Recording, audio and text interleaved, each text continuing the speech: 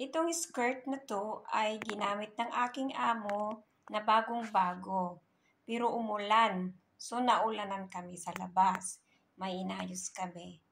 Pero grabe, lumalabas ang lahat ng kulay niya.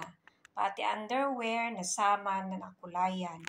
At saka yung umaagos sa kanyang katawan na ulan ay naku po, black. Black ang kanyang skin, samantalang siya ay maputi. Ayan, white siya, pero nung nasama, nag-discolor ang kanyang palda ay naging ganyan ang kulay. Ayan, white, naging black. Ito po siya, skirt po siya. So, ang ginawa ko, binabad ko lang sa suka ng 30 minutes. Nung pagkatapos ng 30 minutes, tiningnan ko yung tubig. Dahil pag isawsa mo sa tubig, talagang lalabas lahat ang kulay.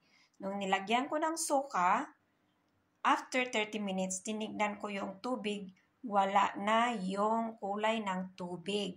Nag-stay na siya sa fabric. Ito lang suka ang ginamit ko. Linagyan ko ng suka yung tubig, tapos ibinabat ko yung skirt. Ayan, white vinegar lang po. So, discoloring of materials is gamitin natin ang white vinegar. Ayan lang po ang tips sa ngayon at sa susunod na aking upload, panoorin niyo po.